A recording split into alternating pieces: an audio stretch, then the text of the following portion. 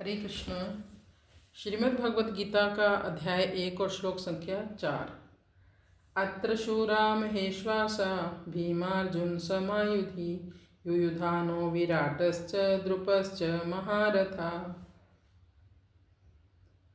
दुर्योधन कहता है, इस सेना में भीम तथा अर्जुन के समान युद्ध करने वाले अनेक वीर धनुर्धर हैं, यथा महारथी युयुधान, विराट तथा द्रुपद। सबसे पहले भीम का नाम लिया दुर्योधन ने। क्यों? क्योंकि दुर्योधन भीम से बहुत डरता था। यद्यपि अर्जुन भी एक महान योद्धा है, पर पहले अर्जुन का नाम नहीं लिया, पहले भीम का नाम लिया। फिर आगे का बाकी भी जो योद्धा हैं वो भी भीम के और अर्जुन के समान ही योद्धा हैं, महारथी हैं सभी। यहाँ 3 मुख्य योद्धाओं के नाम लिए। पहला है युयुधान। युयुधान भगवान श्री कृष्ण के सारथी हैं, सेवक भी हैं और महारथी हैं। यहाँ ये भी कह सकते हो कि ये अतिरथी हैं। महारथी होते हैं वे जो हजारों लोगों से युद्ध कर सकते हैं एक समय में।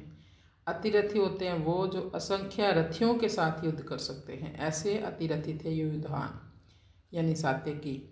यद्यपि ये श्री कृष्ण के सारथी हैं, इन्हें युद्ध नहीं करना चाहिए था पांडवों के पक्ष से, क्योंकि श्री कृष्ण ने अपनी पूरी सेना को दे दिया था दुर्योधन को।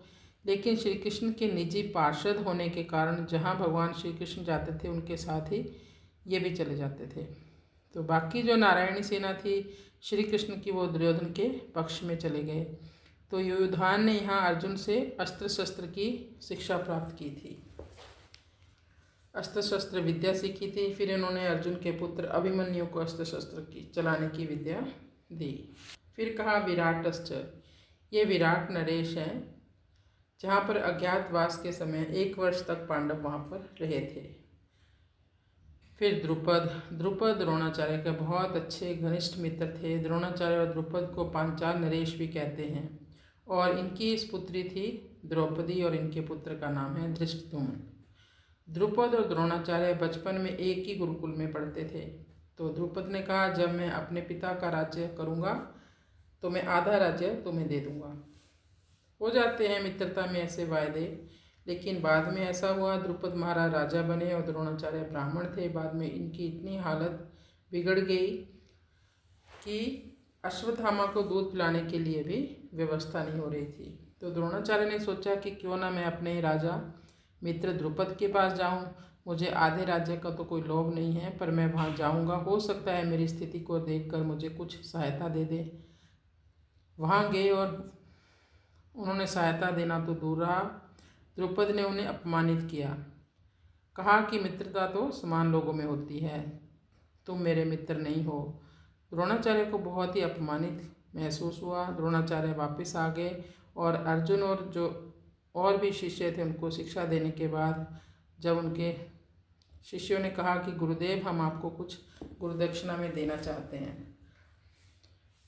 तो द्रोणाचार्य ने गुरुदक्षिणा के बदले में अर्जुन को कहा, तुम जाओ और द्रुपद को बंदी बनाकर ले आओ। फिर द्रुपद को बंदी बनाकर लाए और कहा, अब तो तुम्हारा पूरा राज्य मेरा है, आधा राज्य मैं तुम्हें देता हूँ।